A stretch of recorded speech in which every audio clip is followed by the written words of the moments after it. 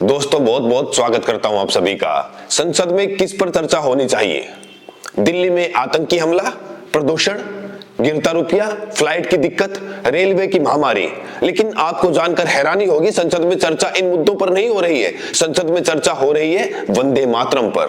और वंदे मातरम पर चर्चा कौन लोग कर रहे हैं? जिन्होंने कभी वंदे मातरम गाया ही नहीं।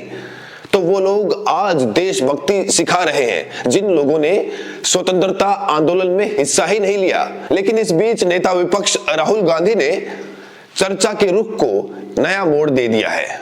राहुल गांधी ने इलेक्शन कमीशन पर फिर से चोट की है, खास तौर से ज्ञानेश कुमार जो सो रहे हैं या सोने का नाटक कर रहे हैं, उन्हें एक बार फिर से सबक सिखाया है नेता विपक्ष राहुल गांधी ने।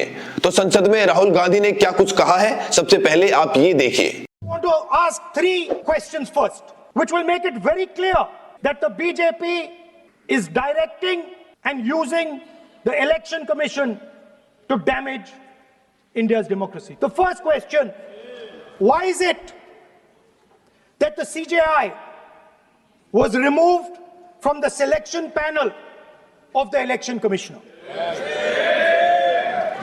Second question, in December 2023, they changed the law to make sure that no election commissioner could be punished for any action they take while they are election commissioner. तो राहुल गांधी ने यहाँ पर तीन अहम सवाल उठाए। पहला सवाल ये उठाया कि सीजेआई को इलेक्शन कमीशन पैनल से क्यों हटाया गया। दूसरा महत्वपूर्ण सवाल, 2024 चुनाव से पहले इलेक्शन कमीशन को लगभग पूरी कानूनी इम्यूनिटी क्यों नहीं दी। तीसरा, सीसीटीवी फुटेज 45 दिन में नष्ट करने की इतनी जल्दबाजी क्यों है। ये तीन सवाल संसद में पूछे राहुल गांधी ने इलेक्शन कमीशन से, लेकिन अभी तक इलेक्शन कमीशन ने इसका कोई भी जवाब नहीं दिया। सत्ताधारी पार्टी के किसी नेता ने इसका जवाब नहीं दिया है। जवाब भी खुद राहुल गांधी ने दिया। उन्होंने कहा कि बीजेपी चुनाव आयोग को वोट चोरी करने का औजार बना रही है। दोस्तों, ये आरोप बहुत गंभीर, बहुत संगीन है। इस आरोप को हल्के में बिल्कुल भी नहीं लिया जा सकता। राहुल गांधी कह रहे हैं कि बीजेपी चुनाव आयोग को वोट चोरी का हथियार बना रही है। तो फिर इस समस्या का हल क्या है? वहीं अखिलेश यादव ने एक बार फिर से बैलेट पेपर से चुनाव कराने की मांग कर दी है। संसद में खड़े होकर अखिलेश यादव ने साफ तौर से कह दिया कि अब ईवीएम को बंद करके बैलेट को चालू कर देना चाहिए। देखिए उन्होंने क्या कहा। सुझाव है कि इलेक्शन बैलेट पेपर से होना चाहिए। इसलिए होना चाहिए कि बहुत प्रश्न लग रहे हैं, बहुत उंगली उठ रही है। इलेक्ट्रॉनिक चीजों पे बहुत सवाल खड़े हो रहे हैं, और केवल भारत के अंदर लोकतंत्र में नहीं, दुनिया के लोकतंत्र में। और ये जो लोग कुछ कह रहे हैं इलेक्ट्रॉनिक की बात और टेक्नोलॉजी की बात कर रहे हैं, मैं उनसे कहना चाहता हूं कि भारत और जर्मनी की तुलना कर लें, भारत और अमेरिका की तुलना कर लें, भारत की और जापान की तुलना कर लें, हम कहां खड़े हैं। अगर वो संपन्न देश जो टेक्नोलॉजी में हमसे कई गुना आगे हैं, अगर वो स्वीकार नहीं कर रहे ईवीएम, तो आखिरकार हम ईवीएम को क्यों स्वीकार कर रहे हैं। दोस्तों, क्या आपको मालूम है कि इलेक्शन कमीशन की नियुक्ति कैसे होती है, चयन कैसे होता है? तीन लोग मिलकर इलेक्शन कमिश्नर की नियुक्ति करते हैं, चयन करते हैं। पहले इस पैनल में सीजेआई हुआ करते थे, लेकिन आज सीजेआई इस पैनल में नहीं है। अभी तीन लोग हैं, दो लोग सरकार के, एक नेता विपक्ष। अब बताइए, अगर किसी पैनल में तीन लोग हैं और दो लोगों का बहुमत किसी के साथ आ जाएगा, तो वही व्यक्ति तो उस पद पर बैठेगा। और ज्ञानेश कुमार को ऐसे ही नियुक्त किया गया है। अलोकतांत्रिक तरीके से ज्ञानेश कुमार की नियुक्ति हुई है। ये देश को समझाने की राहुल गांधी यहाँ कोशिशें कर रहे हैं। राहुल गांधी यही नहीं रुके, राहुल गांधी यहाँ तक कह रहे हैं कि सभी राजनीतिक दलों को चुनाव से एक महीने पहले ऐसी वोटर लिस्ट दी जाए जिसे मशीन के जरिए पढ़ा जा सके। तो ये डिमांड राहुल गांधी ने सदन में की है। अगर चुनाव आयोग को अपनी मर्यादा और गरिमा की फिक्र है, तो उसे इन सवालों का जवाब जरूर देना चाहिए। अगर चुनाव आयोग इन सवालों का जवाब नहीं दे रहा है तो मतलब कि वो अब लोकतांत्रिक नहीं रहा। आजाद देश ने इस संस्था से लोकतंत्र के भविष्य के लिए जो सपने देखे थे, आज वो सपने बिखरते हुए नजर आ रहे हैं। सड़क से लेकर संसद तक इलेक्शन कमीशन की निष्पक्षता पर सवाल खड़े हो रहे हैं। सारी डिबेट एक तरफ, बैलेट की बहाली एक तरफ। जी हां, कहा जा रहा है कि वोट चोरी का मुद्दा सेकेंडरी है, वोटर लिस्ट देने का मुद्दा सेकेंडरी है, लेकिन अखिलेश यादव ने जो बैलेट की बात की है, कहा जा रहा है कि बैलेट के मुद्दे पर आगे बढ़ना चाहिए विपक्ष के तमाम नेताओं को। इंडिया गठबंधन के तमाम नेताओं को बैलेट की बहाली को लेकर आंदोलन करना चाहिए, संघर्ष करना चाहिए। लेकिन दिक्कत यह है कि ये नेता एक समय में एक मंच पर नहीं बोलते। अगर एक मंच पर खड़े होकर इस बात को दोहराया जाए कि हमें ईवीएम नहीं बैलेट चाहिए, तो फिर ये बहाली मुश्किल नहीं, आसान हो जाएगी। दोस्तों, आपको बता दें कि पूरी दुनिया में ईवीएम को बैन कर दिया गया है। जब पूरी दुनिया में ईवीएम की शुरुआत हुई थी तब हमारे देश ने भी ईवीएम को अपनाया था।